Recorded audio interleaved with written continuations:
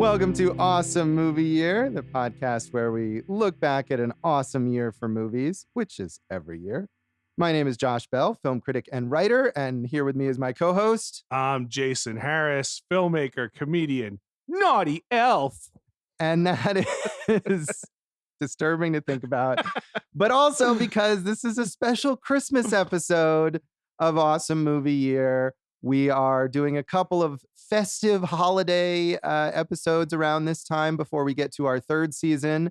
And in this episode, we're looking back at the year that we talked about in our first season, 1994, for a holiday movie from that year. We did a copious amount of research, Josh, from 94, 2007, and as we've already announced, season 3 is 1989.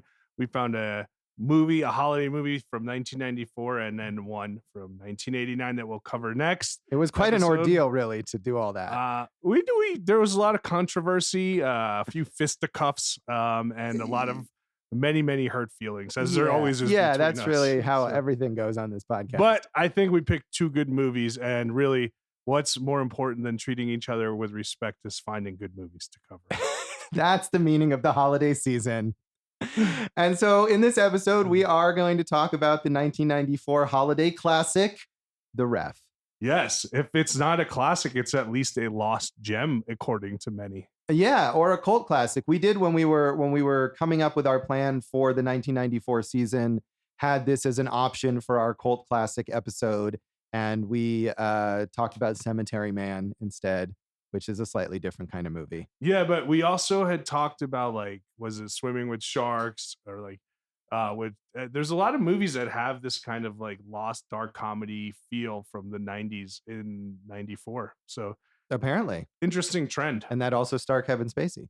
Yeah. So let's get that out of the way. Kevin Spacey's in this film. We're going to talk about it as a film. We're not going to talk about all the issues he has, because we're talking about the film, not the human being. He's a good actor, and he's good in this movie. And not a good person. What I'm talking about. Yeah. Yeah. I'm just saying I'm focusing on him in this film. Yeah. You can't look, we'd never be able to cover any movies anymore if we were erasing people. So. Right. No, we're not erasing movies, but Kevin Spacey indeed done some bad things. Yeah. Not a great guy. Yeah. So The Ref was not a big hit. It grossed $11 million on a budget of $11 million. It actually grossed $11,439,193. Yes. Profit, baby. So no, it was a flop, basically. But it has become kind of a cult classic over time. But at the time it was released, it was not very successful at the box office or necessarily with critics. It got kind of mixed reviews. It has, I'm wary of Rotten Tomatoes for movies that were released before Rotten Tomatoes existed, because it's skewed a lot towards retrospective reviews. But it has a 71% rating on Rotten Tomatoes, which is mixed to positive. It did get a B+ cinema score rating from the audience polling service, which means that the people who saw it mostly liked it, but just not a lot of people saw it at the time. And did you see this movie? Nope. I knew about it, but I hadn't seen it probably till a few years ago on one of the cable television stations. And it seems like that's one of the reasons why it built up the following that it had, because of things like cable airings, and it was on Netflix for a while. And especially with holiday movies, people will just look for anything like, oh, this is Christmas related, let's put it on. And people ended up discovering it. This later. is probably a perfect example also of what we miss about video stores, because this is the type of movie that would gain a lot of traction through that market. But as we know, they're dead, Josh. Some of them are still around. We have one here in town, Movies and Candy. I wrote about it in a magazine, as you well are. I do know. Aware. Yeah, we've mentioned it on here before, probably. And it's a nice place. Yeah, we like it. All right. Don't sound too enthused. Anyway, review-wise, it was mixed. If you had a video store, what would you name it? I have not thought about that. Dave? Blockbuster Video? Would it be like Wax Videos? Because the upstairs room and Wax Tracks that you can't get into because of all the boxes. That's where we keep all of our DVDs. Oh, you should. Dave's family, for those who don't know, owns Wax Tracks Records. Don't know why we're plugging you, Dave. But We anyway, appreciate it. why don't you open that room up as like a video store? That would be awesome. If you ask my dad, it is open and it's completely accessible. But then once somebody tries to go in there, it's impossible, and I have to do a whole lot of work to get them in. Dude, can I join? This sounds like a great. I don't know if I'm having a midlife crisis, but if I am, this sounds like a perfect thing for me to be doing with my time. Yeah, come on down. Awesome. All right. Hey, we just opened a video We store. did. Come to Wax Tracks for all your Christmas video shopping needs. The upstairs room. Yes. Let's the call it the upstairs room. balcony. That's better. But it's not. Okay. Let's get back to the ref. Roger Ebert said he gave it, first of all, Roger Ebert gave it a thumbs up. Gene Siskel, however, gave it thumbs down. 3 stars from Ebert. So yeah, he liked it. He said, material like this is only as good as the acting and writing. The ref is skillful in both areas. Denis Leary, who has a tendency, like many stand-up comics, to start shouting and try to make points with overkill, here creates an entertaining character. And Judy Davis and Kevin Spacey, both naturally verbal, develop a manic counterpoint in their arguments that elevates them to a sort of art form. Not my favorite Ebert review because the material like this is only as good as the acting and writing. Well, like all you can really do is put the technical on top of that. It's like that's 2/3 of making a movie right there. So, yeah, that's true. So of course the material is only going to be as good as the acting, writing, and technical aspects of it. So right. But yeah, it's right. I think what he's saying maybe is that this kind of story, they did justice to it, or this story could easily have not worked with lamer jokes and worse performances or whatever, or lazier performances, I guess. That's fine. But he liked it. Siskel did not. I watched the episode and they had a strong disagreement. Like recently you watched it? Like a day? Yeah, like, doing research for this podcast. I watched What did Siskel say? Was he like, dude, tell us what Siskel said? Oh, I didn't write down any of just give Siskel's us quotes. a spirited reenactment. A reenactment of the Siskel and Ebert argument. Siskel thought it was very one note, that it stayed in the same tone throughout. And Ebert argued that the introduction of more characters later in the story kind of brought it to another level, and Siskel felt like come that didn't on, help. Gene. Yeah, that's a terrible impression. Well, you're not even trying. At least now, come on, Gene. No. There's an escalation and more characters, and 3 stars. All right. This Thumbs show's up. going in a strange direction. Yeah. It's a holiday show. People are drunk on eggnog. But what if Christopher Walken was... No, stop. Do not even start with that. Karen James in the New York Times said, set on Christmas Eve, the ref evokes a familiar kind of holiday feeling, the high anxiety and claustrophobia of spending a long dinner with feuding relatives. The plot sounds hopeless, but the film is handled with gleeful irreverence, dark wit, and cynicism. Staying clear of any mean-spirited attitudes, The Ref is a film to warm the hearts and touch the nerves of dysfunctional families everywhere. Don't be misled by commercials that make The Ref look like slapstick silliness. This is a grown-up film that delights in undermining Christmas cliches.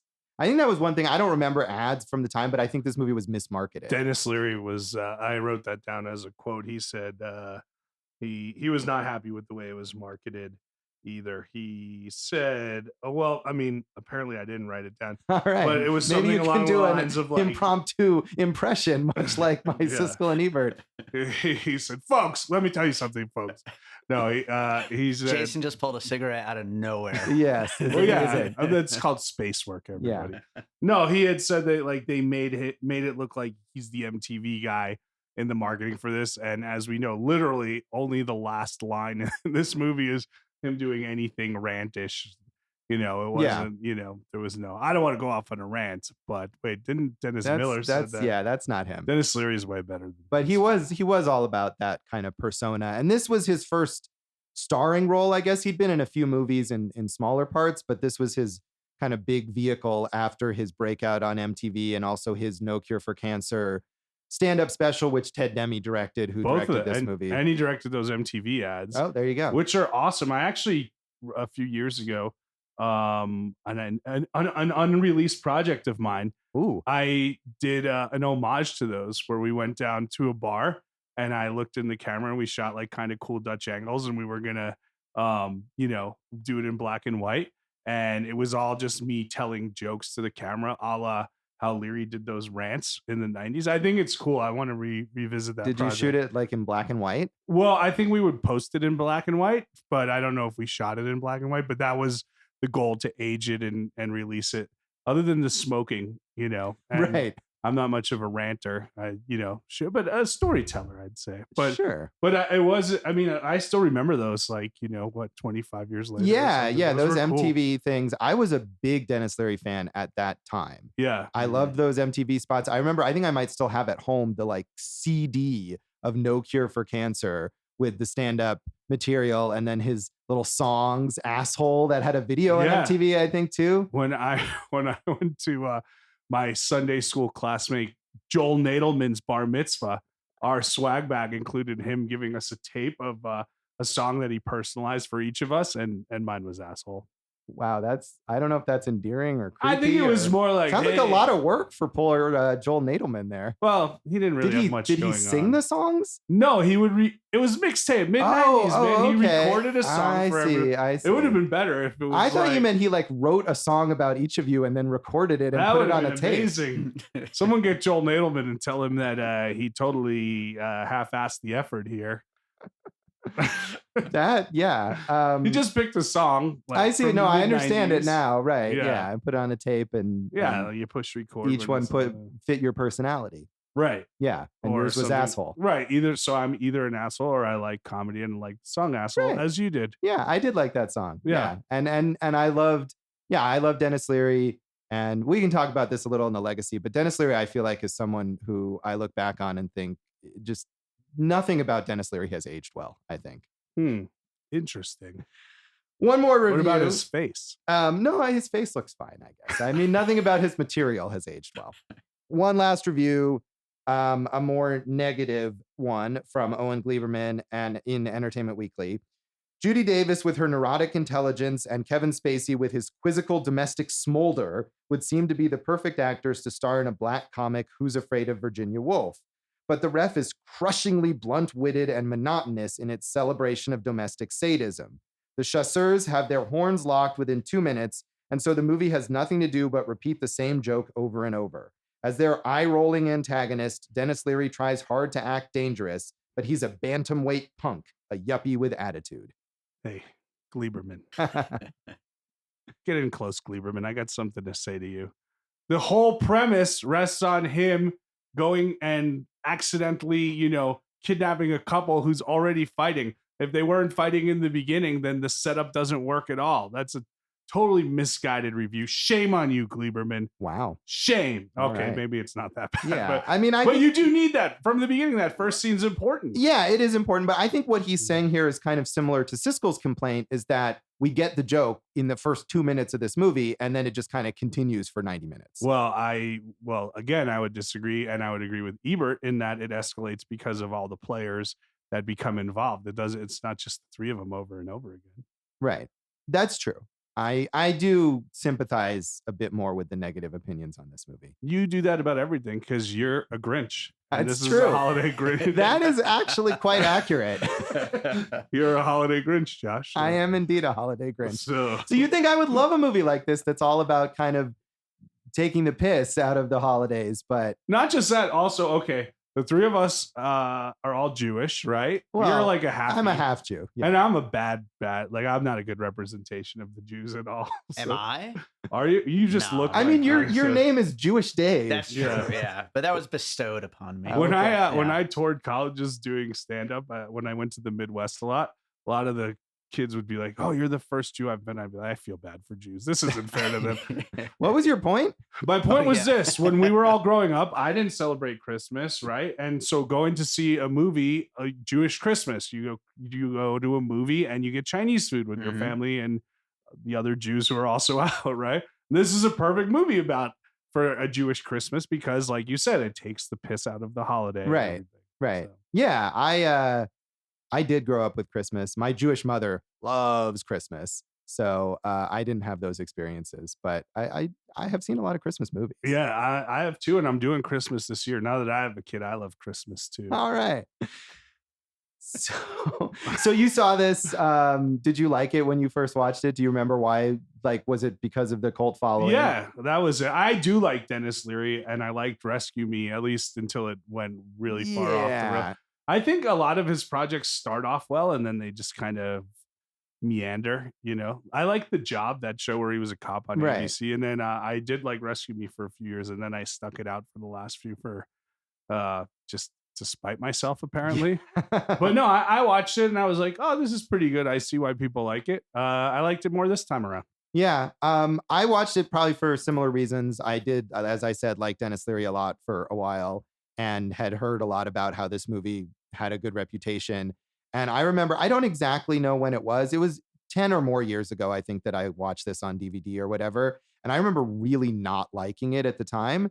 And I liked it a little more this time. So we both improved our assessment. So, I mean, liking it a little more for you, being a holiday Grinch that you are, that's a big success. Right. My heart grew 2 sizes in relation to this movie. So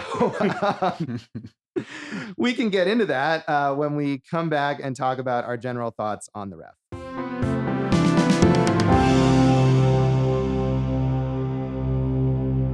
Welcome back to Awesome Movie Year and our special holiday episode, looking back to our season on the films of 1994. We're talking about The Ref, starring Denis Leary, who is a product of his time. I still like, well, we're recording this right before Christmas time, and he's acting in another one of those Christmas miniseries, right, on Fox. Is he? The Woobies, the Woobas. I don't know what you're talking Dave, about. Look up IMDb and look at what he's doing. It's like a 3-night miniseries where it's basically Christmas with the Cranks type thing. Oh, that sounds like something I don't. I like watch. Denis Leary. I think Ted Demme, who directed this film, got more out of him than a lot of other directors have, and I think with the right vehicle, he can be very good. Yeah, I mean, I'm maybe being overly harsh on him. I think actually going back and watching this movie now, because again, like I said, I think the first time I watched the movie, it was coming out from a place of, oh, I like Denis Leary. I'd like to see this kind of underappreciated thing that he did. And coming to it now, my thought was, I kind of can't stand Denis Leary anymore. And I'm worried that this movie is just going to drive me nuts. And it didn't. He's subdued comparatively in this movie to other things that he's done. He plays the part. He doesn't, quote unquote, Denis Leary it up, which I think, and to his credit, he does that. He tries to act, He tries to act. No, I think he's a good actor, but I'm saying he never is like, oh, I have to be Denis Leary, Right. So, yeah. No, it's called true. The Moodies, by the way. The Moodies, which is a remake of some other Christmas miniseries. Yeah. We'll watch it, Josh, together. Yeah, maybe not. I've watched enough Denis Leary shows. So, but I think you're right about that this isn't a project. I mean, he was brought into this project, and Ted Demme also because of those MTV spots and because of his stand-up special, but it's a project that originated not with him. So He does come in and basically just do the part. And like you said, there's that bit at the end where he's yelling at his partner. That's clearly a Denis Leary kind of. Yeah, that was like their little bone to the Denis Leary. Right. But for the most part, I would imagine that the dialogue probably stayed fairly similar to what was written. And he's not. Yeah. It's not like they carve out parts in different scenes where they say, okay, now Denis Leary, do your Denis Leary thing. Well, that's what I mean. And I think when Ebert's saying, it's ably handled by the actors, he does his best to find the truth in each scene. And, obviously we know that the other two actors are heavyweights and everything. So. Yeah. So the basic setup, if you haven't seen The Ref, is Denis Leary plays Gus, the cat burglar, I guess we could call him. Sure. He's robbing rich people. So he's really like the Wet Bandits. I thought of Home Alone a lot while I was watching this movie this time. He's robbing the rich people while they're out for the holidays, and he trips an alarm. And so he's got to run away. And while he waits for his partner to get them a getaway vehicle, he kidnaps this bickering married couple played by Kevin Spacey and Judy Davis and holds them hostage in their house and ends up kind of adjudicating their marital troubles. Right. And as the movie goes on, different family members show up and, it heightens. So he has to pretend that he's their therapist as opposed to someone who kidnaps them. I like the setting, this small, quaint Connecticut town that felt right to me. I like that the getaway vehicle has to be a boat, know, so Yes. because the police have, blocked All off the all the roadblocks. roads. Yeah. So Richard LaGravenese and his sister-in-law Marie Weiss wrote this, Yeah. and LaGravenese, big time writer, Fisher King, Unstrung Heroes. That's an underrated film. I always I've like never that. seen that. It's quite good. You ever see that movie? I don't think so. You should. You have similar hair to John Turturro, who's in that movie. That's true. He does. Yeah. So Behind the Candelabra was like the last. Oh yeah, that was really good. Yeah, he's written a lot of good, and I think also probably a lot of like schmaltzy Hollywood stuff. Yeah, I was gonna say the last thing was The Comedian, which I know you hated. Oh god, that movie is awful. I didn't see that, but I did like that he was part of a comedy duo called the Double R comedy duo with Richard O'Donnell, where they would just write and put on plays on off Broadway. What a magical time the late 80s. That sounds lovely. Yeah. Yeah. But he's a very successful screenwriter. He is, yeah, hugely successful. And I think you can tell that they've drawn from personal experience in this story. Right. There's a lot of specific detail of how the family interact that seems like it comes from someone's personal experience. Right. And they filled it with like an all-star cast of character actors, including B.D. Wong, Vincent Pastore, Richard Bright, Adam Lefevre. All right. Lefevre. Just keep pronouncing names. Christine Baranski, Glynis Johns, Raymond Barry. Come on. Yeah, Glynis Johns is really good as the mother-in-law, Kevin Spacey's mother, who is this very like patrician, cold, like condescending woman who demands things from her children. And she definitely, as Ebert says, she brightens things up, I think, when she shows up. Yeah, the thing, when I was doing the research on this, like I saw some of her like kind of, because she's done whatever. She's movies, had a decades-long career. Yeah, man, you should go back and look at some of the glamour shots she took back in the day. Beautiful old Hollywood, type glamour shots. She's a beautiful woman. And then of course Robert Ridgely, John Scurdy, who we see, in as Kenny, the lieutenant in Rescue Me. Yes, and the one I wanted to get to, first movie appearance ever by J.K. Simmons. Yeah, I noted that down as well, and it does decently with his small part as the lieutenant or some sort of military school official who is being blackmailed by the couple's son, who is a bit of a juvenile delinquent. Right. He wants to leave because the parents have been fighting for so long and don't treat him well that he doesn't see any future in little Connecticut. And so he's saving all the money that he's getting through the blackmail to go make it on his own. Yeah. And J.K. Simmons he doesn't have a whole lot to do here. And one of the things that I thought was, I wondered if there was a cut scene or something, because he shows up at the house and it's this kind of escalation of the farce, right? One more person for them to deal with. And there's a scene when he comes in and he says, here's what's going on. And then he disappears. And then it's 3 scenes later or something, they just say, what happened to him? And they're like, oh, he left. So I felt like that was sort of a missed opportunity. I think you're probably right in that. There was probably a cut scene before too, because, we get him calling the wife or the wife calling him and he's like, I'm still doing something at work. But there's probably a few more emotional builds to his character that we didn't get in there. Yeah, I felt like that whole subplot about the kid with the blackmail at military school was kind of useless. I mean, they need to show you that the kid is this delinquent because he's then going to idolize Gus and say he wants to have a life of crime himself. And then he has to learn that that's not a good thing. But I just felt like that whole subplot was pretty undercooked, honestly. And I do kind of sympathize with Gene Siskel and with Owen Gleiberman that this movie is really one note. Yeah, that I don't agree. It's kind of funny at first, and then it just does the same things. And even those other characters just show up to do mostly the same thing. Again, other than Glynis Johns, who is entertaining, I felt like those characters didn't really add a whole lot to the central idea of this couple fighting with each other and then reconciling at the end, which I totally didn't believe at all. Well, I liked about the first half, and then where as they say on script notes, the rocky shoals in Act 2, getting from the middle of Act 2 to the end of Act 2. I thought like it dipped, but I thought Act 3 picked up again, and the resolution worked, and the way that they had been arguing the whole movie, they used that to kind of help propel the ending. Yeah, that is a funny little bit at the end where the cops show up and they are arguing with each other as sort of a cover to help Gus get away. It does build on what we've seen before.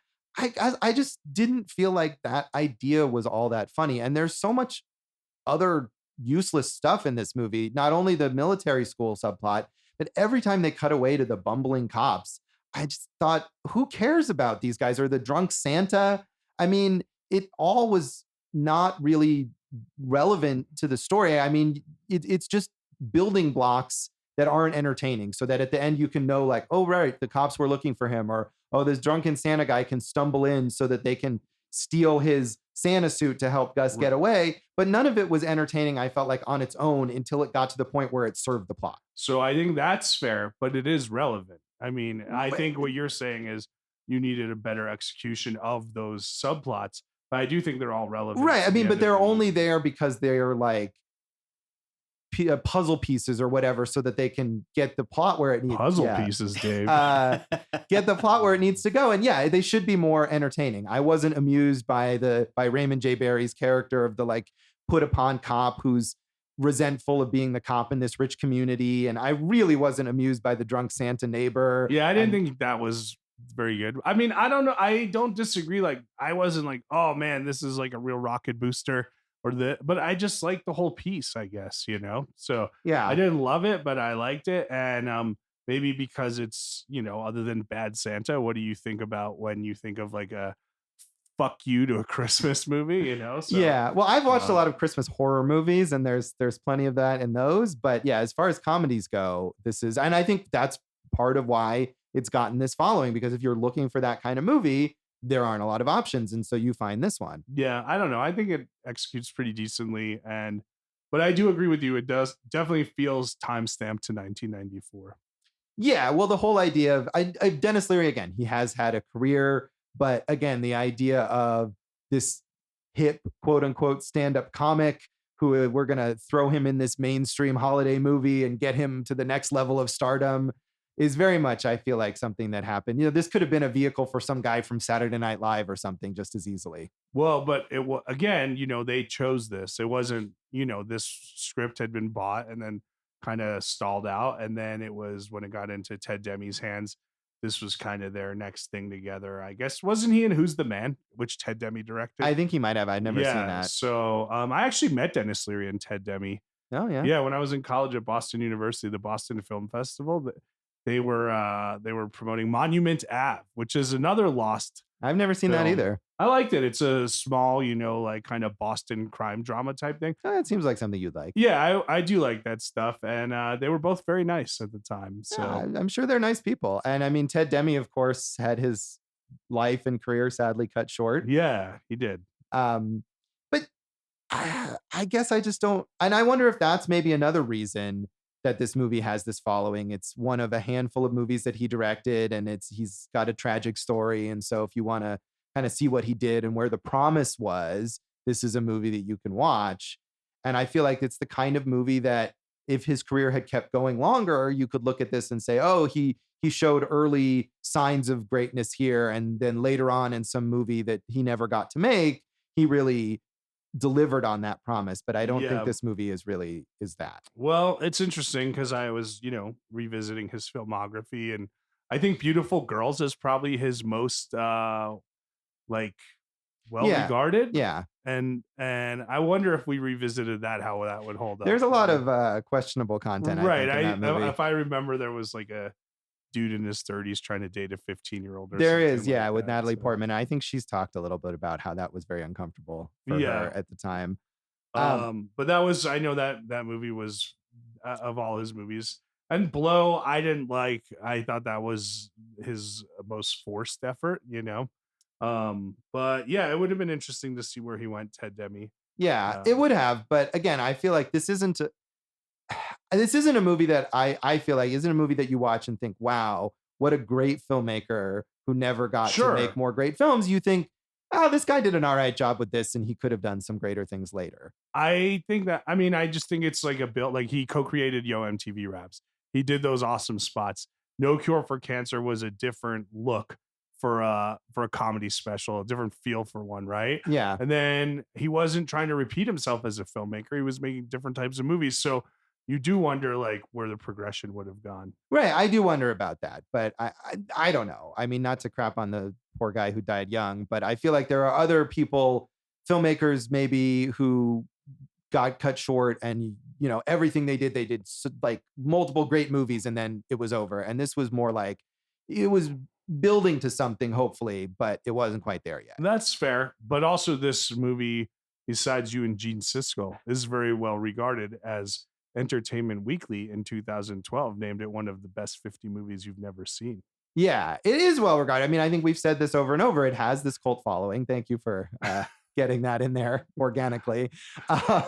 It does have that following. And in fact, I think I might have seen this because my sister is a big fan of it, and she might have suggested it to me the first time I watched it. I know she really loves it now, and is not going to be happy that I am not a fan. Well, that's okay, because I'm friends with your sister. Hi, Brandy. Yes. And we've seen movies together, such as The Informant by Steven Soderbergh, which we both like. Random one to pick out. We saw that Widows. We saw Widows together. That's Okay. a good movie, and we both like this movie, but we have not watched it together. No. So Brandy, next time you're in town, You can watch The Ref. we can watch The Ref. Yeah. Should we talk about any other performances in this movie? Judy Davis, Kevin Spacey. I do think they're good. I think They're very good. Yeah. the note that Owen Gleiberman makes, one of the things that he did like, is the fact that their pairing is strong, and that they could have been a good couple they could have done a more serious version of this movie, and I think they would have done a really good job with it. Judy Davis especially, I don't know, she barely does comedy. Yeah. Richard Bright, from he was in the Godfather movie. Oh, okay. The Al Murray. Godfather. I think I've heard of that. Yeah, so he's an interesting character actor who plays Murray. Yeah. And we all know Christine Baranski, who I thought did well in her part. Yeah, she's fine. I mean, I feel like this was maybe an early thing for her, but it's the kind of thing that you expect her to do at this point. Right.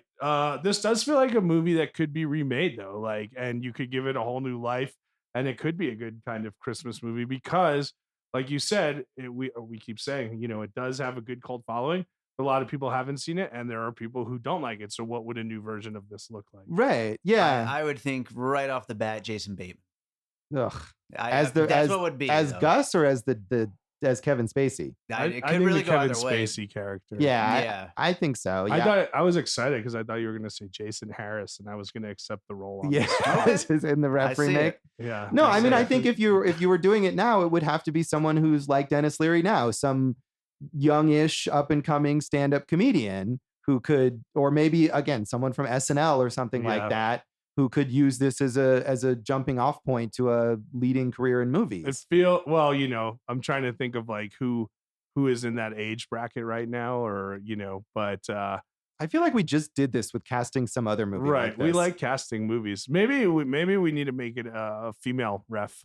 Oh, that could be could be good. good, Yeah, right? yeah. So- Rebel Wilson is the ref or something like that. Yeah, she's great on SNL. Yeah. Well, I don't know. It's just someone that, I mean, it could be Kate McKinnon. Yeah, I think that 80 Bryant, something Yeah. like that. Yeah. And then Kevin Spacey could be played by Louis C.K. Right. That's great. Just Sorry, cast it all with people like that. Yeah. Can we get Woody Allen to direct it? Maybe. Let's not. He's talk about available. that. Yeah. maybe. So, Yeah. I don't know. Let's leave that there. Was there anything else that you particularly liked about this movie, since you liked it more than I did? Well, I told you I like the environment. Yeah. That as we've talked about in the past, I think environment's important to a film, and I think this definitely does a good job of showcasing a small Connecticut town and why he has to hide out, because it is a small Connecticut town, and they are able to kind of surround the perimeter, Josh. Yes. So Yeah, I thought it was good. The opening, where it kind of gives you the little vignettes of people in the town on the main street Yeah. going into shops and whatever, was nice. But again, I feel like a lot of the stuff that's maybe meant to give you that sense, the subplots like with the cops and with the drunk Santa, is dreadful. you wonder if they had a 2.5 hour cut that they Oh God. just got rid of. Well, I definitely wouldn't have wanted to watch that. So out of what, 5 Scandinavian, Lutefishes, sure. cured lutefishes for 7 days. Yeah. Because they They have have a a, Scandinavian dinner. yeah, which Christmas is dinner. was another sort of joke that I felt like didn't really take off. 3 lutefishes. All right. Well, which yeah. is an Icelandic fish, if you were wondering. Oh, I wasn't, but thank you. I could be lying. Did you look that up? I know that because I'm a food writer. Oh, right. Of Josh. course. Okay. Also, unrelated, once on Dave's podcast, when I recommended The Day Trippers, I said Judy Davis was in it, but it's Hope Davis who was in that, and Judy Davis who's in this. How many for you? Very different people. I would give it 2.5, I think. So we're not that far off. I think I was looking when I watched it again, I looked on Letterboxd, and I think I'd given it 2 the last time, and I was a little more generous this time. I think maybe just because of expectations, because I remembered not liking it. So it's an okay movie. I definitely wouldn't put it in my rotation of movies to watch at Christmas, though. Yeah, I wonder if that's also part of it, because around this time of year, I do like watching a lot of holiday films. So this one definitely, as we said, is a different type of feel and a different tone than most of them. So to me, that's also nice. And it's only an hour and 37 minutes, which is also nice because movies are so long now, Josh. That is true. So we'll come back in a moment and talk about the legacy of the ref.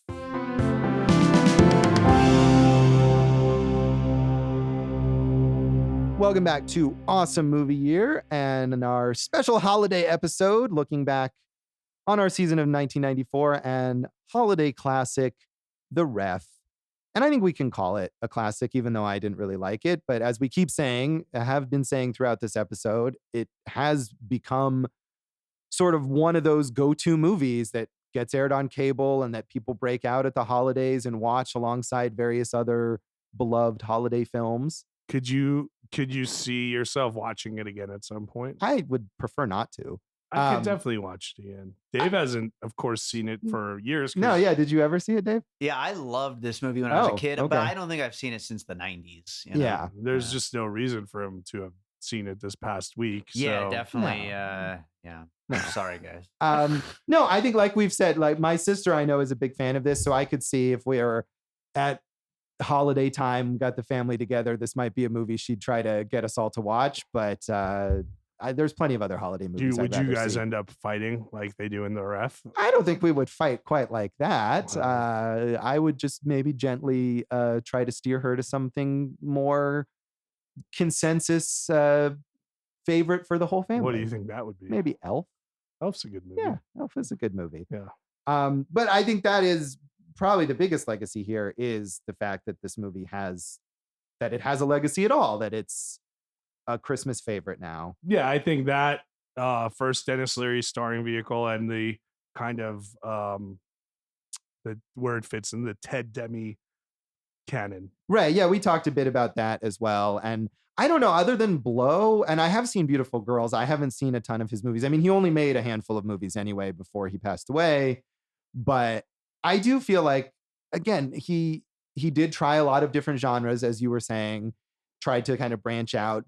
But I feel like that also means that you can look at those movies and there's not a lot unifying them to be able to say, this is a guy who had a great vision that he wasn't able to realize. Right. But he was a named director already at the time. And, you know, when we talked about Rob Reiner with North, we mentioned that string of hits that he had, which were all in different genres. True. So maybe that's something that could have happened here. We'll never know. Right. I mean, he also didn't have, even when he was working, his movies weren't hits. I mean, as we just said, this movie was not a hit. Right. You would, to me, I think he would have become some type of streaming or cable, creator. And yeah, we've seen Denis Leary do that. And I think they would have hit on something pretty unique, the two of them together. But I do think he gets some of, like I said, Denis Leary's best performances, so. Right. I mean, I think Denis Leary's best performances maybe were in those MTV spots and No Cure for Cancer. And I mean, he is solid here. And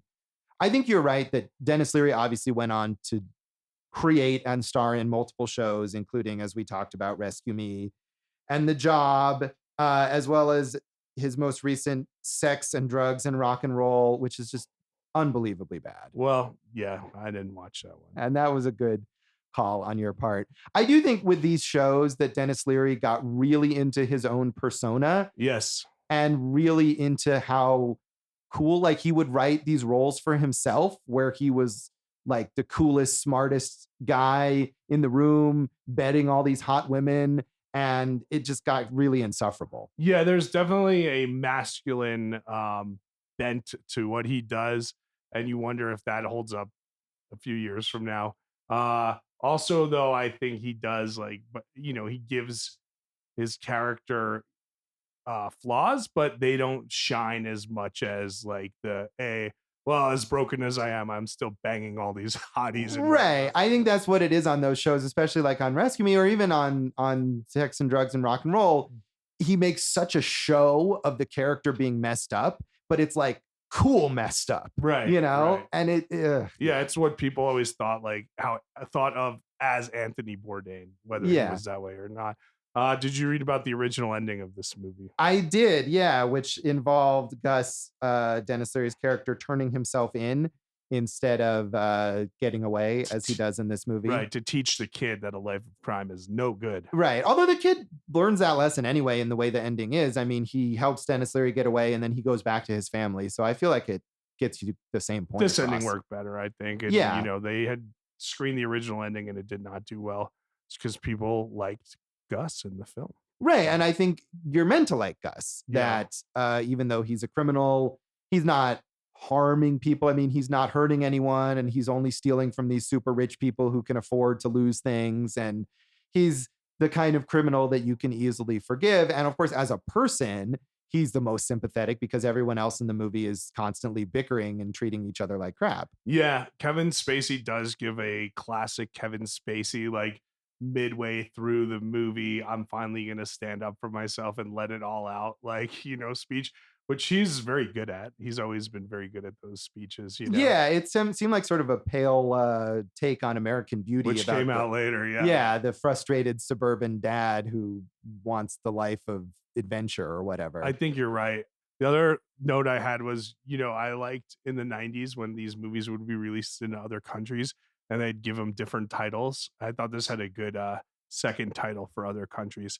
Hostile Hostages. Yeah, that's good. I mean, The Ref is also a terrible title, and I think that might have been part of the mismarketing. Yeah, he's not really reffing. He's, they should have called it The Therapist because that's who he plays. Or, I mean, something that doesn't get across the Christmas aspect. It doesn't get across the comedy aspect. It makes it sound like a sports movie. It just is a very poor title.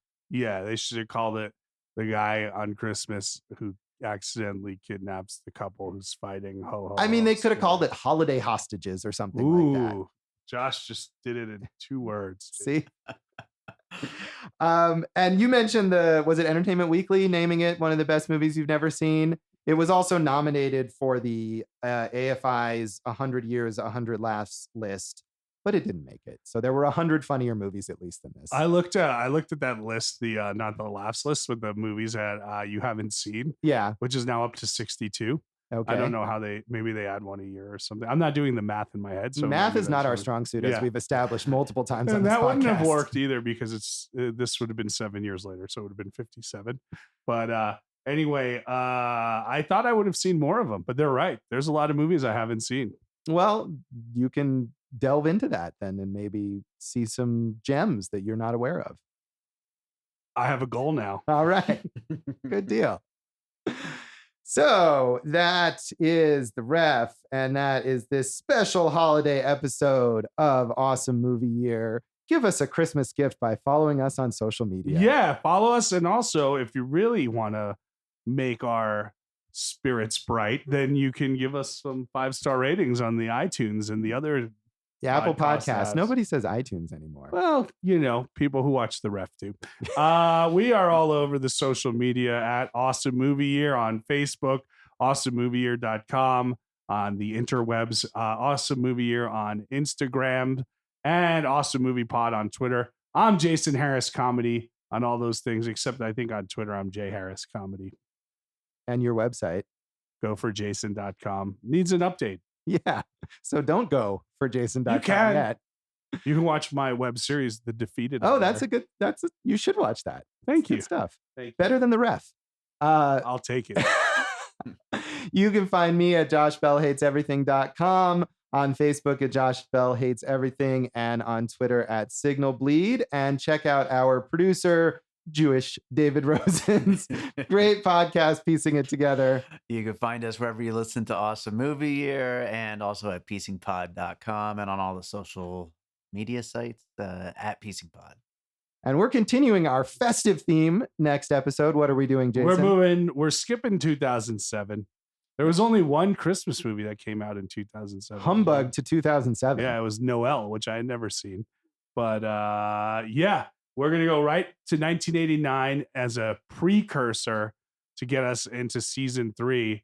And we are talking about a holiday classic, Josh. National Lampoon's Christmas Vacation. So tune in next time for Christmas Vacation. Thanks for listening to Awesome Movie Year. Thank you for listening to Awesome Movie Year. Make sure to follow Awesome Movie Year on Facebook, at Awesome Movie Pod on Twitter, and at Awesome Movie Year on Instagram. And if you like the show, review us and rate us with 5 stars on Apple Podcasts.